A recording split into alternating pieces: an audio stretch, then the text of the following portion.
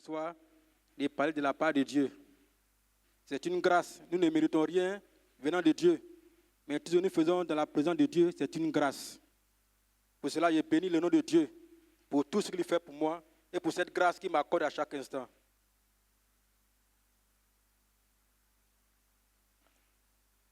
Notre thème principal, comme le pasteur l'a déjà signifié, c'est que tes progrès soient évidents pour tous.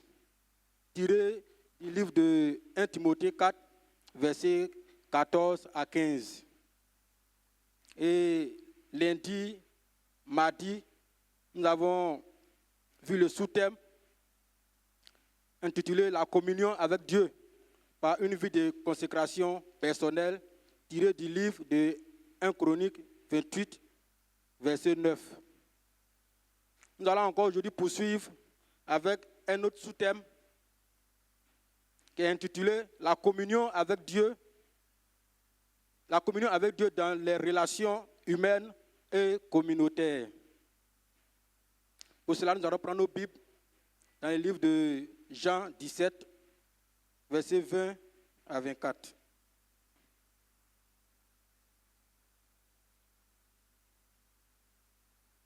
Si vous avez trouvé, je vais faire la lecture.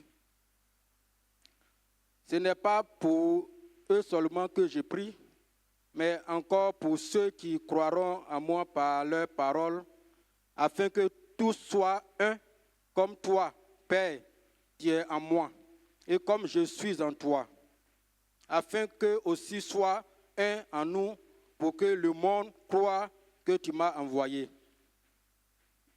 Je leur ai donné la gloire que tu m'as donnée, afin qu'ils soient un comme nous sommes un, moi en eux et toi en moi, afin qu'ils soient parfaitement un, et que le monde connaisse que tu m'as envoyé et que tu les as aimés comme tu m'as aimé. Père, je veux que là où je suis, ce que tu m'as donné soit aussi avec moi, afin qu'ils voient ma gloire, la gloire que tu m'as donnée, parce que tu m'as aimé avant la fondation du monde. Amen. Dieu est celui qui a créé toutes choses, tout ce qui existe, toutes choses visibles comme invisibles. Et il a fait toutes choses parfaites et merveilleuses. Malheureusement, l'homme, par sa désobéissance, va tout détruire.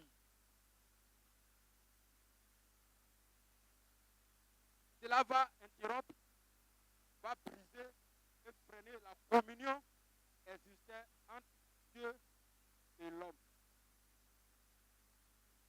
Cette désobéissance va avoir plus tard un impact négatif sur les relations humaines et va déformer. Dieu, dans son grand amour, va vouloir réconcilier l'humanité avec lui.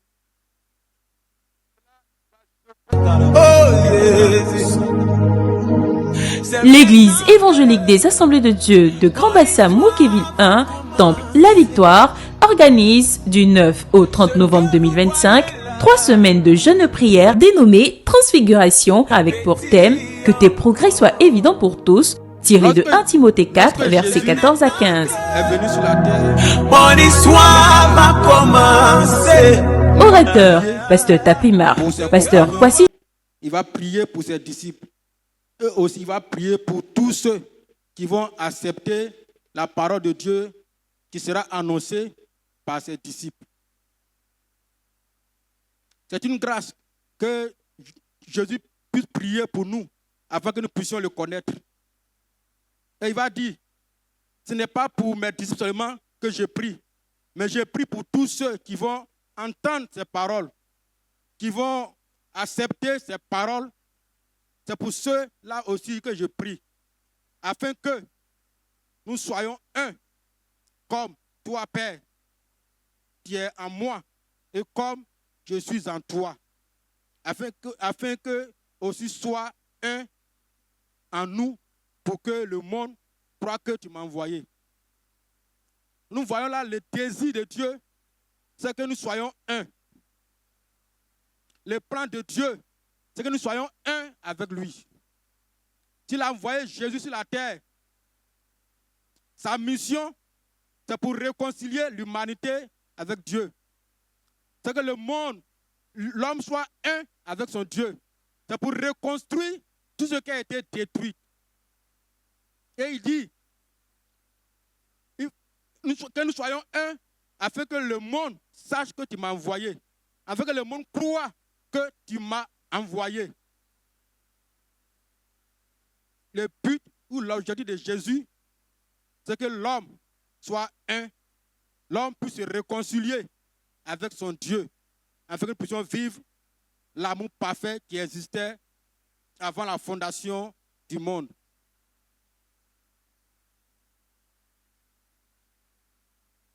Et pour cela, nous allons voir quelques points. Le premier point que nous allons voir, c'est la définition de la relation humaine et communautaire. Le deuxième point, c'est les relations humaines et communautaires sans la communion avec Dieu et ses conséquences. Le troisième point, les relations humaines et communautaires dans la communion avec Dieu et ses conséquences. Nous allons aborder le premier point, la définition de la relation humaine et communautaire. Nous allons d'abord définir la relation humaine. C'est un lien ou rapport entre deux ou plusieurs personnes qui interagissent et communiquent entre elles, impliquant des échanges émotionnels, intellectuels ou sociaux. La relation humaine, c'est un lien, un rapport entre deux ou plusieurs personnes. Et de là, je comprends qu'il n'y a pas de relation sans la communication. Il n'y a pas de relation sans la communication. Pour qu'il y ait une relation, il faut la communication. C'est pourquoi dans Matthieu 18, verset 15, il a dit, si ton frère a péché, va et reprends-le entre toi et lui seul. S'il t'écoute, tu as gagné ton frère. Mais bien aimé, s'il n'y a pas de communication entre toi et ton frère, comment tu peux aller vers lui pour lui parler ou bien pour lui conseiller? Donc la relation, la communication est très importante dans une relation. La communication renforce la relation humaine. La communication renforce les liens entre les hommes.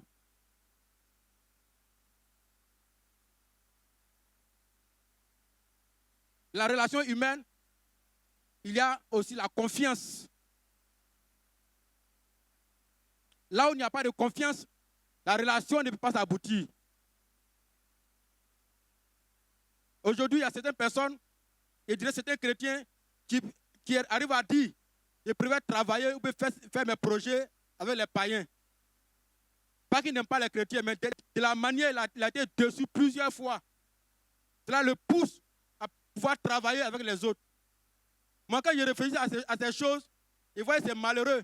Nous qui avons le Dieu véritable, nous qui avons la vérité, nous qui connaissons le Dieu, frère, le Dieu rempli d'amour.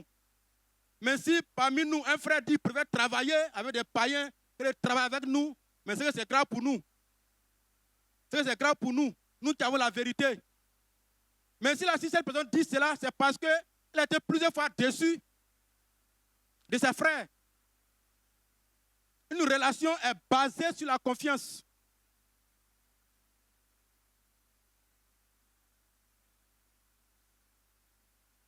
Dans 2 Corinthiens 7, verset 4, Paul pouvait dire, j'ai une grande confiance en vous.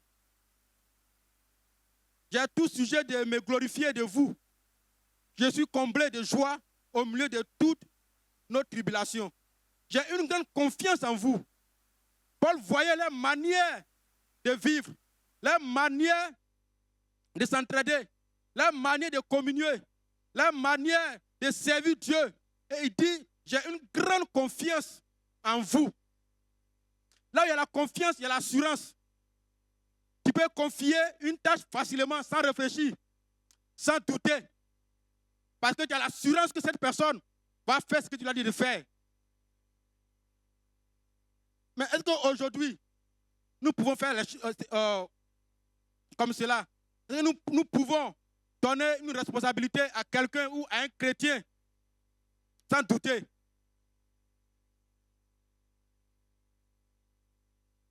La relation communautaire, c'est un lien ou rapport entre des individus ou des groupes au sein d'une communauté, caractérisé par un sentiment d'appartenance, de solidarité et de responsabilité mutuelle, visant à promouvoir le bien-être collectif et à renforcer les liens sociaux. Quand j'ai vu la définition, ce qui m'a retenu ici, c'est la solidarité. La solidarité. Il faut que nous soyons solidaires entre nous-mêmes. Et la solidarité vient de la Bible. Dans le livre d'Hébreux 13, verset 3, nous parle de la solidarité. Romains 12, verset 15, dit: réjouissez-vous avec ceux qui se réjouissent. Pleurez avec ceux qui pleurent. Cela veut dire que nous devons nous entraider. Nous devons nous soutenir. Quand notre frère a un problème, notre frère traverse des difficultés, nous devons venir en aide. Nous devons soutenir cette personne. Nous devons l'aider.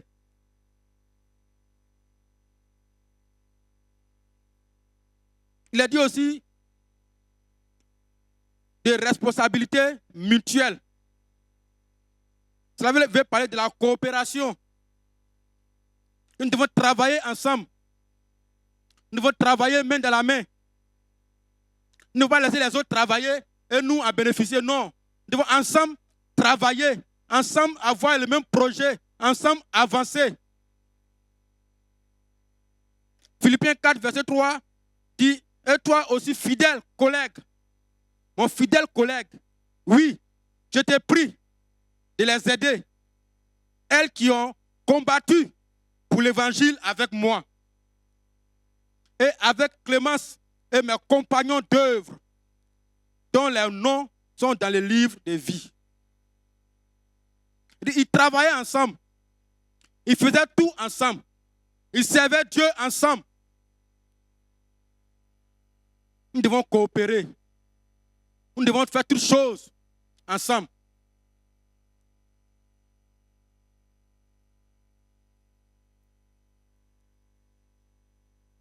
Nous allons aborder le deuxième point.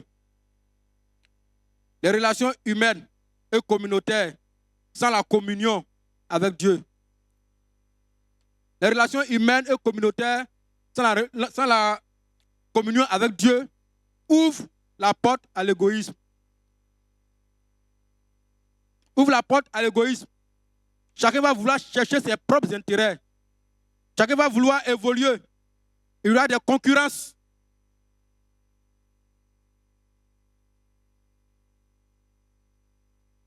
« 1 Corinthiens 10, verset 24. Que personne ne cherche son propre intérêt, mais que chacun cherche celui d'autrui. » Mais dans une relation où Dieu n'existe pas, chacun cherche ses propres intérêts. Chacun veut évoluer, veut se voir arriver. Chacun approuve sa propre voie et avance sans vouloir aider les autres. Avance sans vouloir se soucier des autres. Il veut qu'on l'acclame. Il veut qu'on lui dise, c'est lui qui est là. La relation humaine et la relation humaine communautaire sans Dieu ouvre la porte à l'orgueil. Ouvre la porte à l'orgueil. Là où il y a l'orgueil, quand on nous conseille, on se croit plus intelligent, plus connaisseur que les autres. On n'a pas besoin des conseils des autres. On veut toujours nous imposer. On veut toujours que ce qu'on dit, c'est ce qui doit rester. Que ce qu'on dit, c'est ce qui doit rester. Parce que c'est nous qui connaissons tout. C'est nous qui détenons la vérité. C'est nous qui détenons la connaissance. C'est nous qui détenons l'intelligence. Le conseil des autres ne nous disent rien.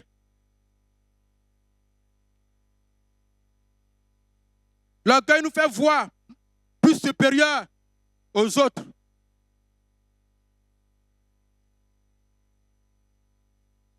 Là où il y a l'orgueil, il n'y a pas de reconnaissance. Il n'y a pas de gratitude. Quel que soit ce que l'homme va faire pour toi, tu vas trouver que ce n'est pas assez. Quel que soient tes efforts, on va trouver que non, ce qu'il a fait, ce n'est pas assez. Vous pouvez faire ceci, vous pouvez encore faire cela. On n'est pas reconnaissant. On ne peut jamais dire merci à ce que l'autre a fait pour nous. Et ces choses freinent la relation. Ces choses détruisent la relation.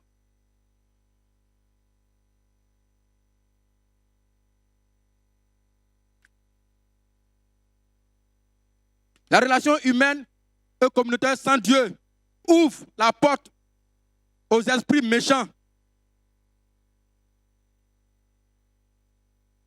Jacques 4, verset 7, dit « Soumettez-vous donc à Dieu, résistez au diable et il fuira loin de vous. » Celui qui a Dieu peut se soumettre à Dieu et le diable fuira. Et celui qui n'a pas Dieu, sa vie est livrée au diable. Sa vie est livrée aux esprits méchants. Dans la relation où il n'y a pas Dieu, notre vie est livrée aux esprits méchants. Et les esprits méchants nous incitent à la violence, nous incitent à l'insensibilité. C'est pourquoi aujourd'hui, nous voyons plusieurs violences extrêmes dans notre société. Nous voyons des frères qui sont prêts à décapiter leurs frères avec machette. Ces choses sont poussées par les esprits méchants. Un homme qui a ses sens ne peut pas prendre machette pour décapiter ses frères. Mais quand Dieu n'est pas là, quand les esprits méchants prennent la place, c'est ce qui arrive.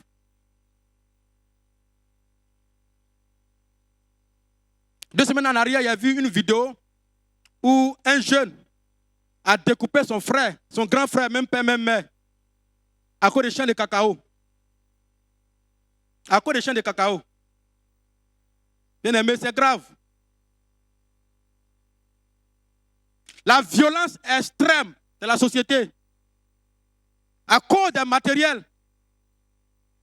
Quand Dieu n'est pas dans nos relations, c'est la violence.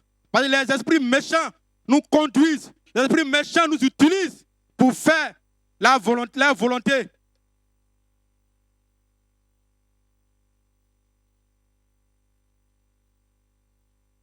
La violence est poussée par les esprits méchants. Combien de fois aujourd'hui, il y a de mauvaises nouvelles? Combien de fois on voit aujourd'hui un homme qui décapite sa femme avec machette? On a vu plusieurs vidéos circuler sur les réseaux sociaux. Un homme qui a ses sens, qui a ses facultés, ne peut pas agir ainsi. Mais sans Dieu, les esprits méchants nous poussent à la violence. On peut décapiter, faire du mal aux autres, voir le sang verser, mais nous sommes insensibles à ces choses. Les esprits méchants excitent à la colère, à la haine.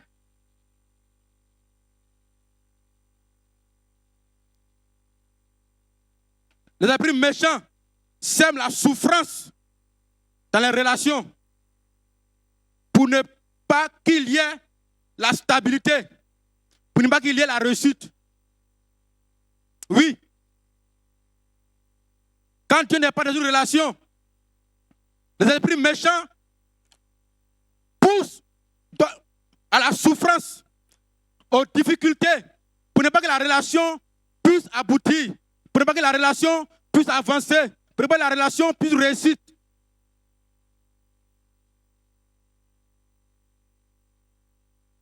Ils vont s'aimer la maladie, les épreuves,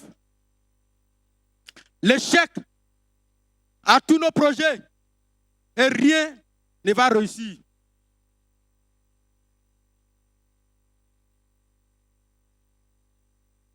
Et la conséquence, c'est les émotions négatives. Les conséquences, c'est les désordres, les désaccords, les désordres. Aujourd'hui, dans notre société, on voit plusieurs désordres. Les blessures intérieures.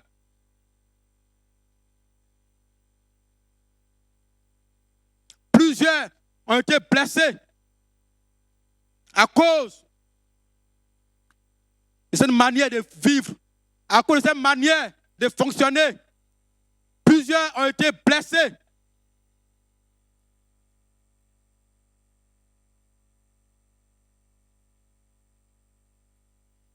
Quand nous voyons depuis 2002, 2010, 2020, tout ce qui est arrivé dans ce pays, nous comprenons que plusieurs ont encore la blessure dans leur cœur. Plusieurs veulent encore se venger à cause de ce qui est arrivé.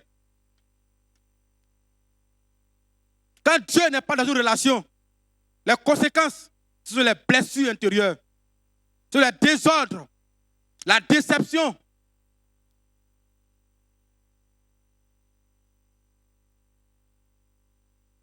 Que Dieu nous aide.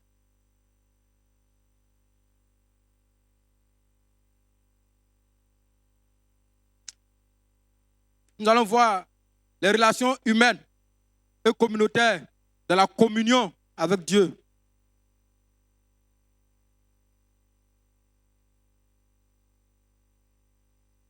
Dans la relation humaine et communautaire de la communion avec Dieu, nous avons l'intérêt commun. Nous avons l'intérêt commun. Éphésiens 4:4, il y a un seul corps et un seul esprit. Comme aussi vous avez été appelés à une seule espérance par votre vocation.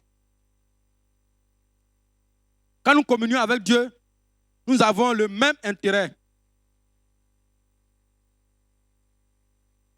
Car nous sommes conduits tous par les principes de Dieu.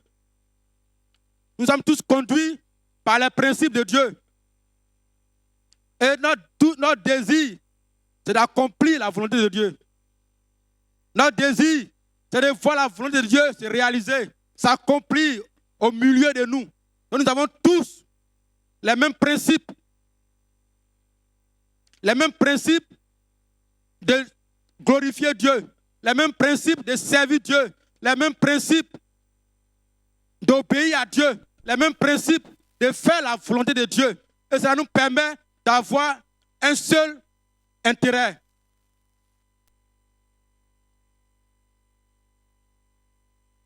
Notre priorité, c'est notre foi en Jésus.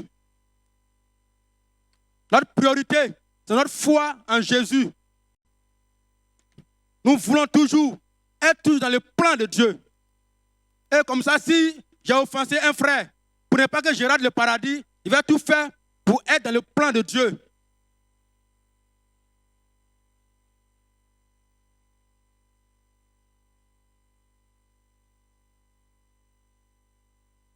Quand nous sommes en communion avec Dieu, dans nos relations, nous faisons tout avec humilité. Nous servons Dieu avec humilité. Nous marchons avec humilité. Nous nous comportons avec les autres avec humilité. Philippiens 2, verset 3, ne faites rien par esprit de parti ou par vaine gloire, mais que l'humilité vous fasse regarder les autres comme étant au-dessus de vous-même. L'humilité nous permet de respecter les autres et de les considérer. Une relation qui peut aller de l'avant, il doit y avoir le respect. Nous devons nous respecter. Respecter nos aînés. Respecter nos parents. Respectez nos frères et sœurs. Là où il n'y a pas de respect, la relation ne peut pas aboutir. Là où il n'y a pas de respect, il y a forcément le désordre. Il faut qu'il y ait le respect. Même si nous avons un titre, lorsque nous voyons un aîné, ce n'est pas à cause de mon titre que je ne vais pas le respecter. Nous devons nous respecter.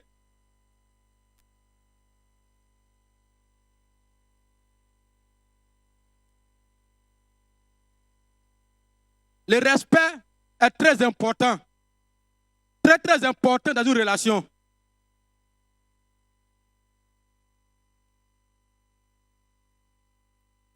Oui, ce n'est pas parce que je me tiens devant vous que je vais finir de parler et puis je vais me voir plus grand ou bien plus considéré que vous. Non. Je me dois à vous respecter. Je me dois à vous respecter. Et c'est comme ça la relation peut durer. C'est comme ça la relation peut aller de l'avant. C'est comme ça la relation peut avancer dans le respect. L'humilité nous permet de servir les autres, de voir les autres plus grands que nous, de voir les autres mais plus meilleurs que nous. Jésus pouvait dire à ses disciples que celui qui veut être grand, qu'il sert les autres, qu'il soit le serviteur des autres. Bien-aimés, soyons humbles dans la maison de Dieu. Soyons humbles entre nous-mêmes. Soyons humbles dans nos relations. Nous ne devons pas nous glorifier.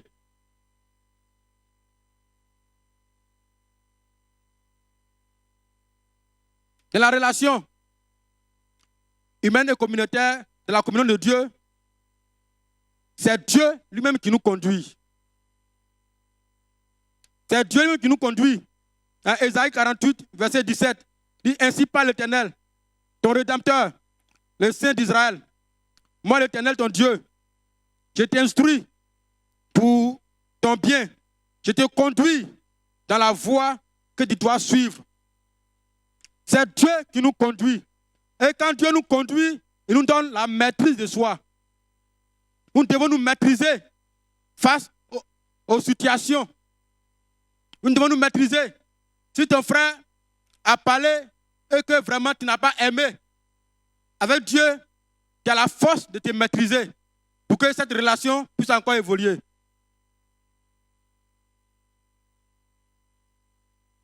C'est pourquoi Dieu nous enseigne la maîtrise de soi.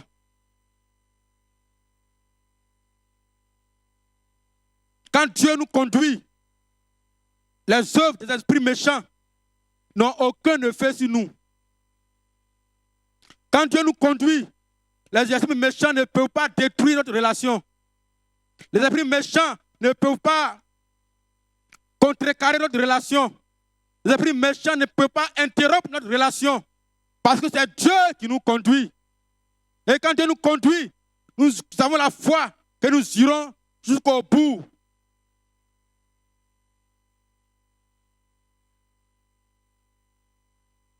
Quand Dieu nous conduit, tout ce que nos ennemis planifient échoue. Quand Dieu nous conduit, c'est la joie dans notre relation. Quand Dieu nous conduit, c'est l'entente dans nos relations.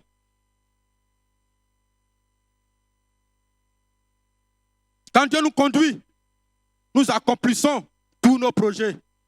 Nous accomplissons toutes nos missions. Nous accomplissons tous nos désirs.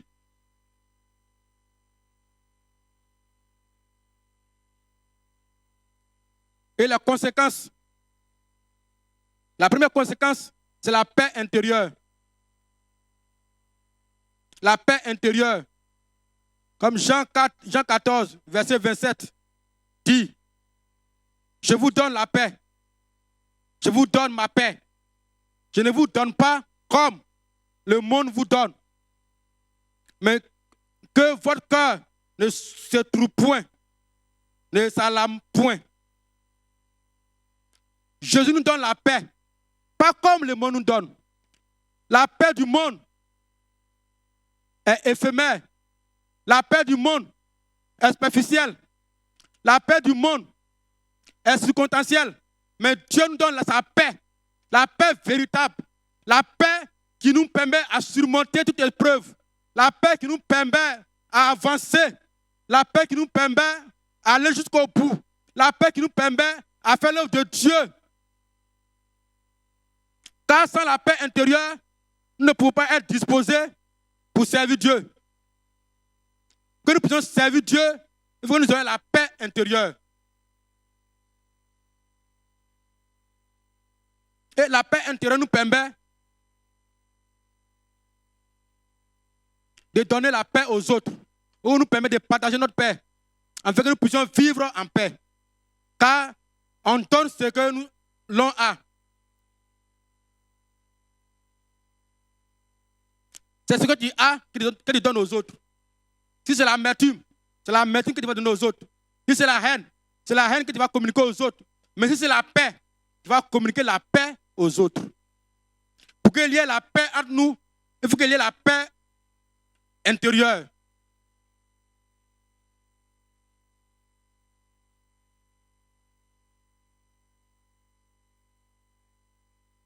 Les conséquences, c'est l'unité. Quand nous avons un intérêt commun, nous travaillons dans l'unité. Nous faisons tout ensemble.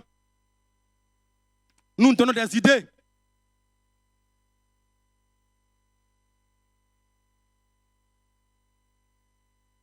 La dernière conséquence, c'est la générosité.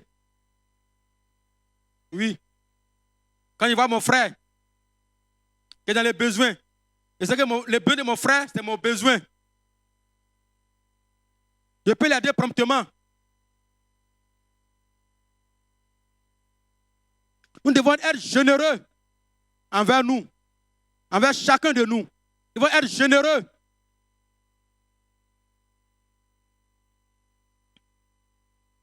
Alléluia.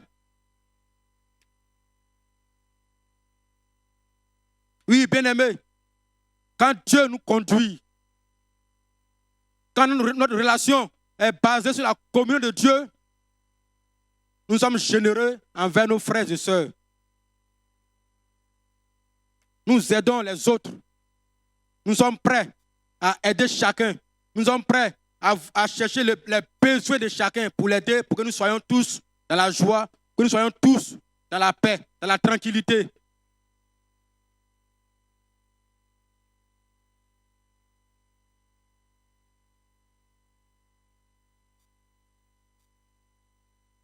La dernière conséquence, c'est la réussite.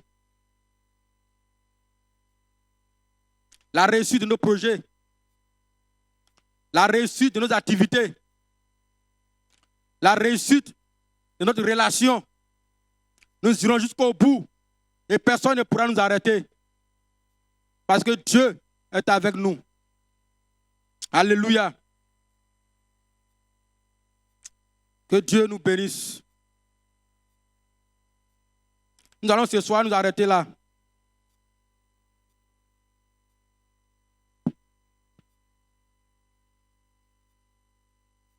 Nous allons prier pour quelques sujets.